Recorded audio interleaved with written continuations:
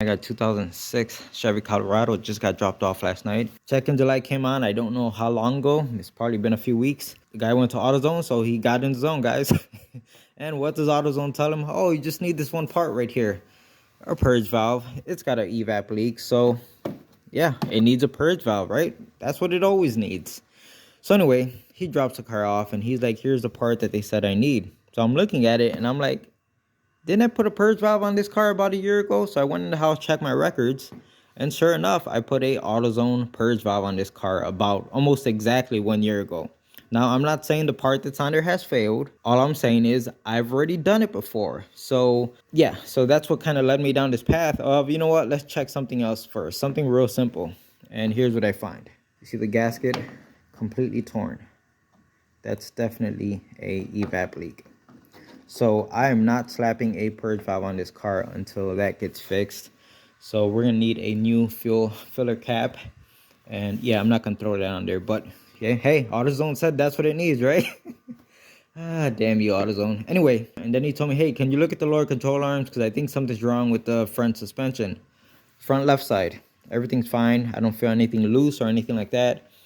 Front right side, I could feel some like wobble in all directions. It looks like the wheel bearing on this side is loose. So those are the two main issues on why this car dropped off. But I was like, you know what? AutoZone said all it needs is a purge valve, but let me go ahead and check the codes for myself. And guys, we got a whole laundry list of codes here.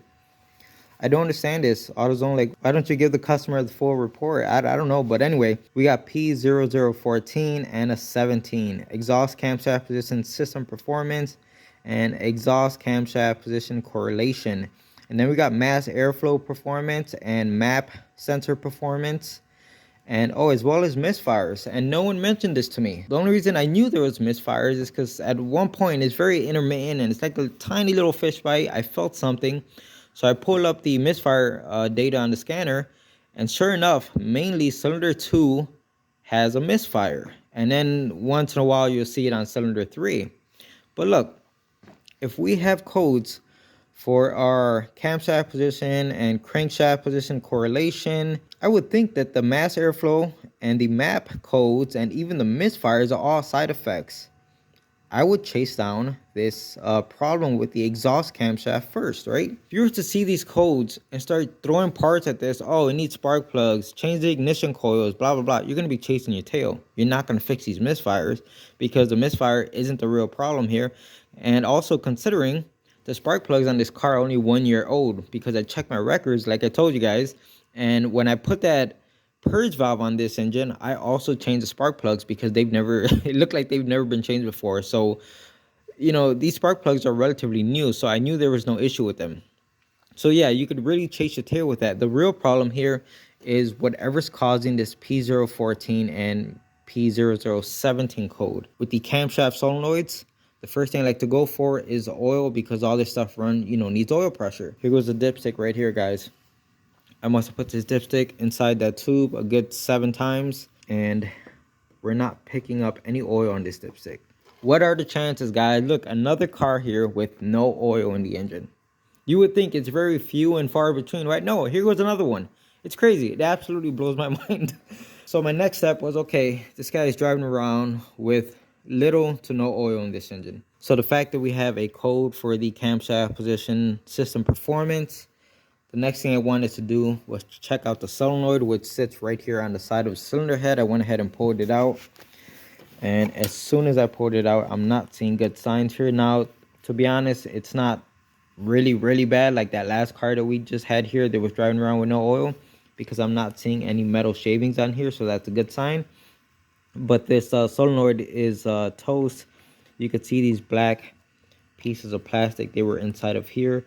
And you can see this is what remains. Everything else is gone. So if it's gone, that means it's worked its way somewhere inside the engine and you're never going to see that again. And then you see back here, this is like a filter or a strainer material. Here goes what's left. This little ball of strainer material was wedged inside of one of these holes right there.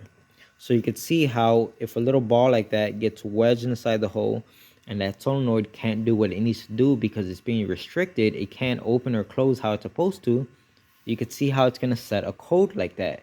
And once it sets a code, the car can't, or the engine can't run as efficient as it wants to, and it can't get the timing where it wants to, and it'll start misfiring. It'll start throwing map sensor codes. It'll start throwing mass airflow sensor codes. You see where all this is going, and why I said you could be chasing your tail if you start dealing with the side effects instead of the root problem. I don't know if he's gonna want me to do any of this, or he's gonna wanna do it himself, but that's it. I looked at it, and he could come pick it up, and maybe we'll get some parts ordered if he wants me to do this.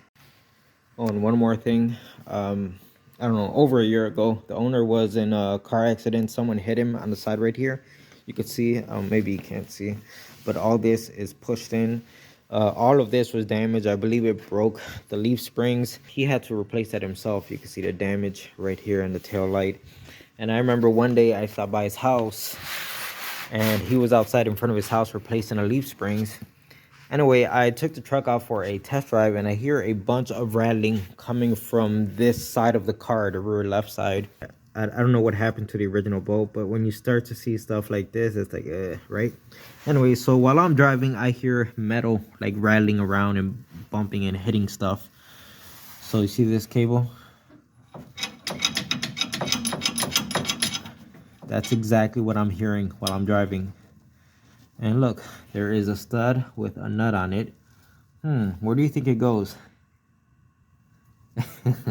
And there we have it. A little bit of penetrating oil. Got the nut to thread on with no issues at all. And now this thing's nice and solid.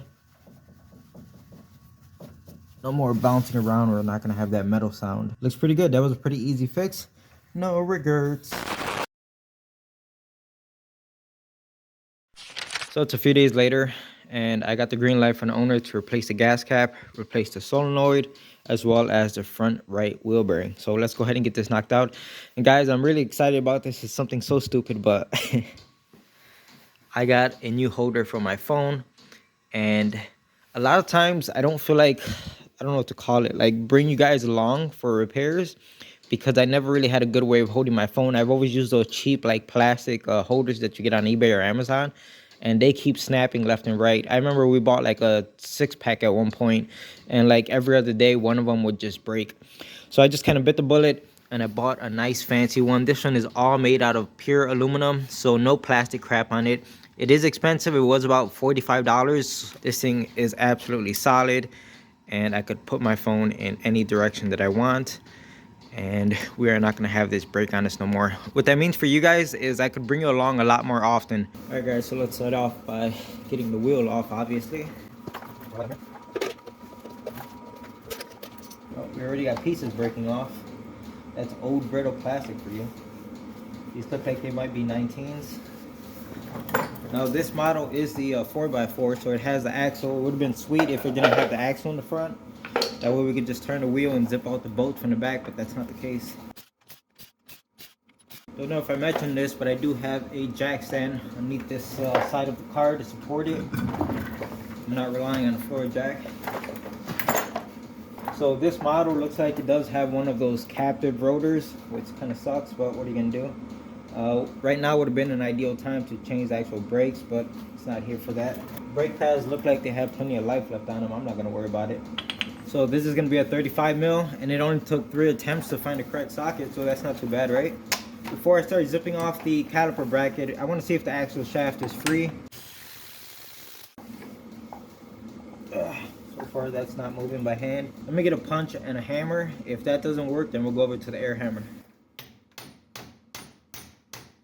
Alright, that's definitely moving, so it's free, real good. Let me get a magnet to get this washer out of here. Guys, today is December 9th, which means today's my birthday. This is the only thing I'm working on today, so it shouldn't be too bad of a job. I already started off my morning pretty good. I went out to the shooting range today. I put about 200 rounds through my gun, and only 5 of the bullets didn't fire. So if you do the math out of 200, that's like a 2.5% failure rate. I don't know, it seems kind of high to me. If I shoot 200 rounds at the range and 5 bullets fail, they don't want to shoot. Yeah, that's not good. I know someone's going to ask me, what ammo am I using? That was the Winchester. Yeah, it's just, you know, target and range ammo. Anyways, I had fun at the range, guys. It was a good way to start off my morning. Went out, got something to eat. I'm not going to be able to turn this. Let me turn the wheel. And you're probably thinking on his birthday he got something nice to eat, right? No, not really. I just wanted fast food while I was out. So I was gonna, oh, that bolt was very loose for the caliper bracket. I was gonna stop at Wendy's, but I've been eating a lot of Wendy's lately, so I was like, you know, I'm gonna switch it up. I'm gonna go to White Castle because I like their ghost pepper cheese. A lot of people think it's spicy as hell, but I love it. To me, it tastes great.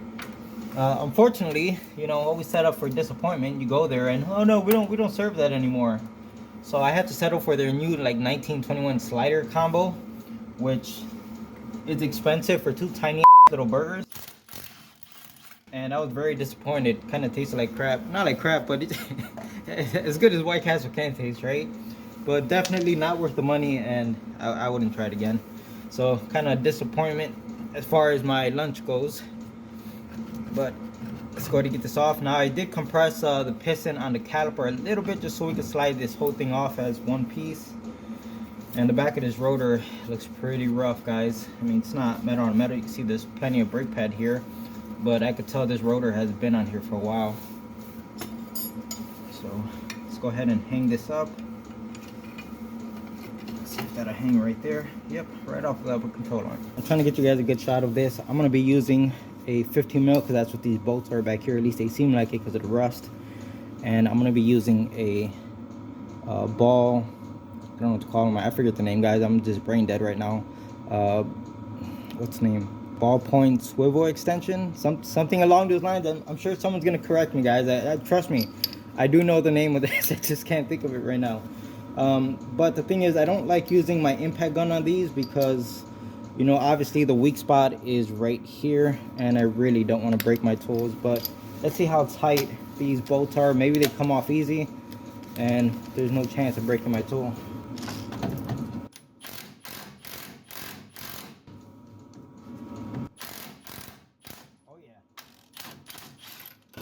Alright, not too bad. Let's see if we can reach this one on top, which this is not going to work. I'm going to have to go to a different... Oh, wobble. I think it's a wobble extension. So I'm going to try this one. The problem is, you know, these have these big old collars on them, and they tend to interfere with the CV boot. So that's where you run into an issue with these. I don't know. I don't like it. So I switched over to my other wobble extension. This is the one I was using before. I believe it's it's a gray pneumatic.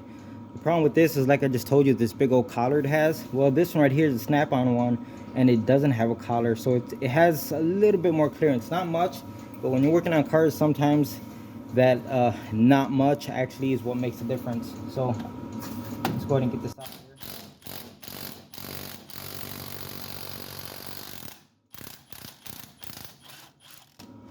Very nice. How much? All right, so I'm gonna go ahead and turn the wheel, and we'll get the other two out. You know what's funny is, no matter how big the turd is that I'm working on, if I walk over here and just look at this, it just kind of brightens up my mood. If you haven't checked out my videos on doing all of this right here, go check it out. What are you waiting for? Now I'm like the lady from the movie Scream, where she's like yelling outside the school, "What are you waiting for? What are you waiting for?" Let's get back to the Colorado. My biggest problem I have with this snap-on swivel adapter is that it uses a detent pin to hold the socket right inside of there. So in order to get your socket off, you actually need a different tool to freaking push down on that detent pin, and then it'll release your socket, and hopefully you won't get stabbed in the hand. Come on, there it goes. It's frustrating. It's like, I like this thing, but I don't like the detent pin. I don't know if it was ever offered without a detent pin, but this is a kit that I got, and it's frustrating. Now you could argue if you do it offset, you know, put it so that the detent pin doesn't line up with the hole on the socket. Well, then I've also had where the socket goes flying. You get what I'm saying? We've all experienced that, and it's not nice when a socket hits you in the face. Now this side, it's a different setup. I think I'm just gonna use some regular extension for the top one. Granted, that's too long. Dang it. I have to just go back to the first wobble extension I was using.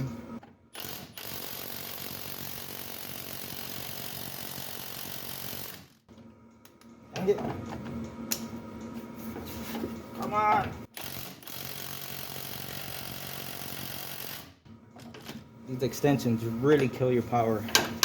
Let's just let's go old school, guys. Let's get the manual ratchet. All right, guys, we're coming in hot and heavy here. Let's see what happens. Oh!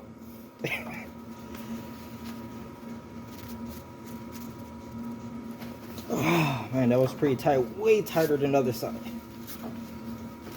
All right, so the impact gun is gonna take care of all of that. Now let's see that bottom one, guys. I don't know, there's almost like no clearance. I might have to switch over to 3/8 instead of 1/2 inch.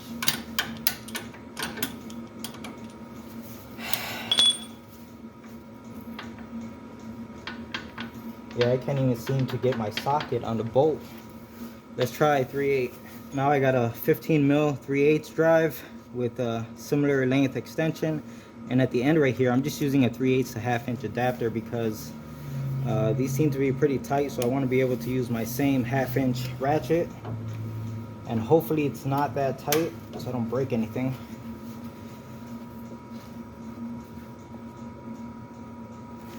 Oh, look at that, barely an inconvenience. I got the 3/8 drive Milwaukee ratchet. This is like the high speed one. And guys, I'm gonna tell you right now, after using this thing in the winter, it is a slug. When this tool is cold, I don't know if it's the grease that's in the head or what the hell's going on, but this, it gets real slow the colder it gets outside, and it's kind of a bummer, you know? Oh, dang it. Take off this adapter. Like, honestly, sometimes I prefer using my old Milwaukee ratchet with just a 1/4 inch drive, because this one is just sometimes it's just full of crap. So there's that one.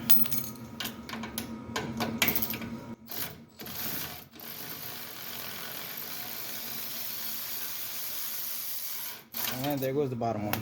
Oh, and not to mention that because they made this thing like high speed, it has like 0 torque. We all know these things have like 0 torque right out the box, but it has even less torque than my 1/4 inch one because they made it high. Basically, they changed the gear in the inside, you know, to make it run faster, so you end up losing or sacrificing some torque. So that's another reason why sometimes I just prefer my 1/4 inch ratchet. Anyways, enough ranting about that. I'm gonna go ahead and disconnect. Can you guys even see me? I'm gonna go ahead and start disconnecting the harness, going all the way up here to wherever the hell it's going to. So let me get this knocked out of here. It's very tedious. Sometimes these connections and all these hold down points could be a pain in the butt. So I got the harness off. As you can see, it right here unplugged. It goes in right here, and everything came off pretty smooth. So happy about that. I just got a package in, and here goes our fuel cap and our solenoid. So sweet. We got the packages right on time. All right, so we got out the BBC. What? British Broadcasting Channel. Ah, who am I kidding? So let's go ahead and get this bad boy installed. Torque down these nuts a little bit just to put some pressure on it. Hopefully this wheel bearing comes off easy without a fight.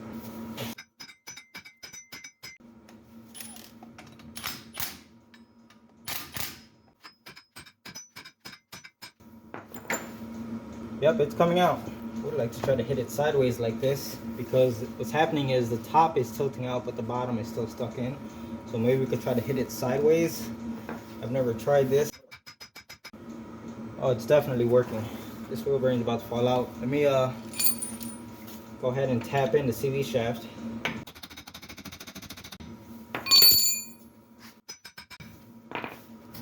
There we go.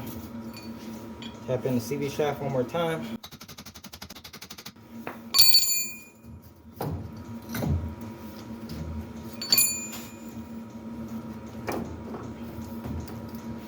Oh, the damn sensor, it's in the way. Realistically, you could just go ahead and cut it off. I don't like cutting things, I don't know why. Should I cut it? I know we got the right part. Everything looks to match up. You know, we could probably just knock it off of here because it looks like it's separating already.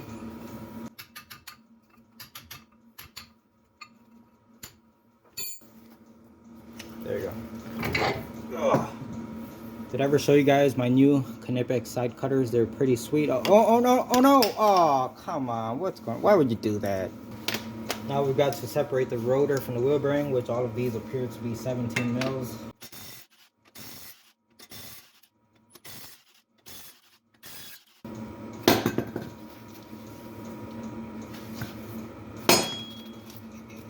you go. All you have to do is drop it twice.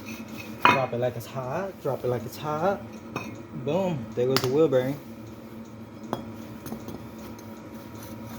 Oh, this sounds like crap, guys.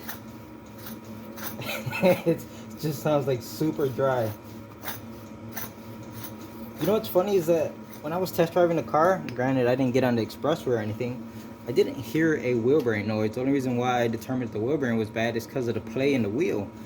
But as bad as this sounds,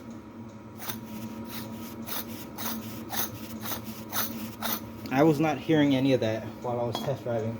Doesn't really matter, it's bad. And we got bonus points, guys. We even got a weight reduction. Look at all that rust. That's like stage 1 right there, at least weight reduction. And this is what I was talking about as far as the back of the rotor. You can see how bad that looks. That's chunks of rust right there. But it just doesn't look great overall. And then look at all the rust inside of here. So of course right now would have been the ideal time to change this rotor, you know, but it is what it is. We're not here for this. So what I'm going to do is I'm going to clean up this surface right here, because this is where it bolts up against the backside of the wheel bearing. So you want this nice and flat, get all these chunks of rust off of the edges. And then I'm going to go ahead and clean up this mating surface right here and try to get this rust off. There we have it. I got the mating surfaces on the rotor all cleaned up. And the same thing here, this surface is cleaned up, and the inside bore got some of the rust out of there. I even cleaned up the mating surface where the caliper bracket goes. It's important that all the rust gets cleaned off so that everything sits nice and flat. I use this bit on my die grinder to come inside of here and get the rust out of there. And then on my 90-degree angle tool, I started off with this one. This grit, I think it's a 36 grit, and I used that initially.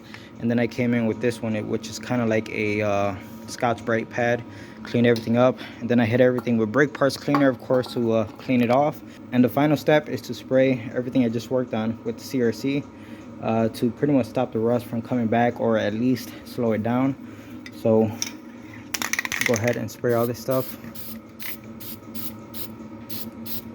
And just a pro tip, guys, if you use this stuff, make sure you keep it in your house during the winter. Like all of my bottles of this, I don't keep them in the garage, because this stuff gets so thick during the winter that it won't even spray out of here, and they become useless. So keep them inside your house at room temperature and just pull them out whenever you need them. And then once you're done, just put it back in your house. That's what I do. It's the only reason why this one is still spraying. Now, I don't want to go ahead and spray on here because I don't feel like getting any on the rotor. So instead, I'm just going to spray the back side of the hub. So back here is where this rotor is going to mate up against it. And that way we could really stop that rust from getting in there. Next time this wheel bearing has to come out, it'll just practically fall out for the next person. Be a super easy job. Okay, so let's start with the rotor, because it has to go onto the wheel bearing first.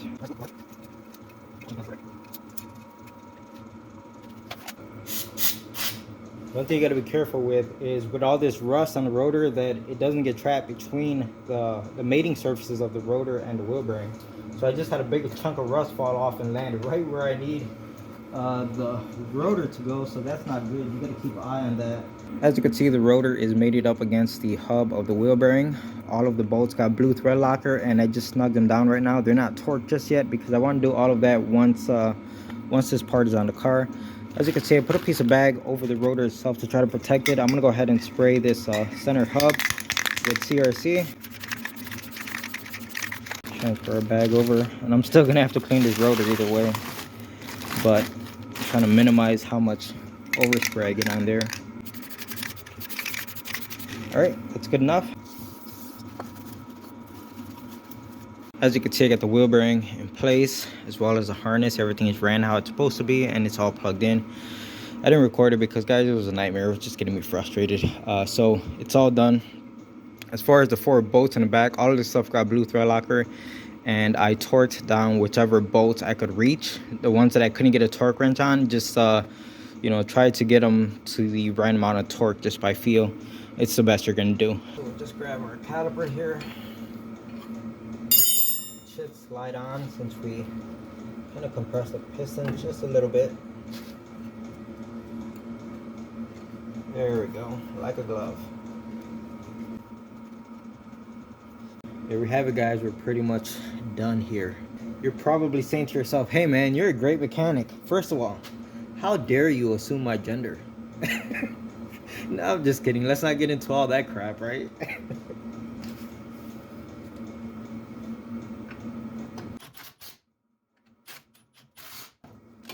Alright, so I just ran the bolts down, snug them up. Let me go ahead and get some torque spec for this. After that, it's going to simply grab a punch like this one, and I'll put it in the center of the rotor to stop everything from spinning. Then I'll get the torque specs for these bolts that go into the captive rotor, as well as the torque spec for the axle nut. So let me go ahead and knock all of this stuff out. Don't worry, I did not forget about the washer. Now it does go on only one way. If you look at this side, you can see the inside has like a groove or a witness mark of where the nut used to ride. And on the back side, the witness mark is towards the outside edge of the washer. So that outside edge will go towards the wheel bearing, and the nut is what makes the witness mark on the inside of the washer. So just kind of pay attention to that.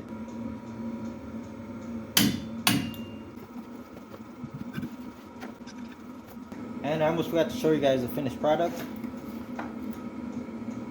Nice and solid. I don't feel any wobble, any play. Same thing left and right. It's all set. That bad boy is not going anywhere. I decided to move on to the easy job, so that's going to be the gas cap. And like I showed you guys last time, here goes the one with the torn gasket on it. Here goes the new one. It looks identical. I already test fitted. Works great. So what I did on the seal right there is I grabbed a little bit of a seal glide, just a very thin amount, and put it on the actual sealing surface. We are going into winter, and it just helps. The less friction that there is on that gasket, the less likely it is to tear. So I'm just going to turn it once, and it already feels nice and smooth. I'm going to turn it once until it clicks or skips right there, and that thing is nice and secure. Okay, so that's that. Let's move on to the solenoid. So we all know there's two type of people who work on cars. The people who put all their tools away whenever they're done with a job, and then there's people like me. You get out the way. So this is pretty simple. You might be able to get to this solenoid without removing the air intake tube, but guys, just, you know, two little screws right here. Just remove them, get this crap out the way. It makes it a lot easier. So I already removed the 110 mm bolt holding on the solenoid. Just gonna put a rag underneath it in case some oil leaks out, which I don't think there should be much oil because the car's been sitting in the garage for like a day or two. And it should come out pretty easy, considering I just had it out, and you can see it already popped out.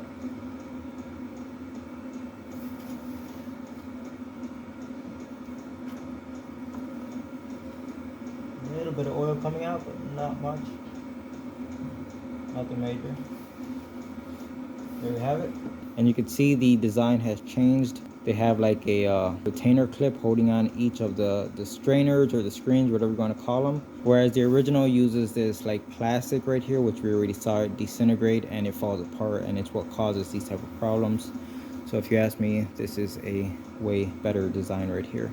So I'm gonna go ahead and put some fresh oil on this, especially on the O-ring right here at the bottom, and then we'll pop this thing into the engine. Hey guys, just like that Chevy that was recently here where we found all the metal shavings in the oil, had I pulled this solenoid out and it had all those metal shavings in it, just like that Chevy, we wouldn't have done anything on this car. I wouldn't even have changed the gas cap, and I sure as hell wouldn't have changed the wheel bearing on it. There it goes, popped right in. So let me go ahead, put the screw on it, and we'll put the air intake tube back on it. So I just cleared the code, started the engine up, and right now it's pretty much on a cold start. That ABS light's gonna be forever on because there's a communication error with the ABS module. I think it might be all rotted away, I don't know, but that's the real problem going on here. There's absolutely no communication with that module, so we're not worried about that. Like I said, I cleared all the codes, and as you can see, we got all these monitors. This is everything that needs to pass in order for this car to pass emissions. As you can see on the right side, everything says incomplete.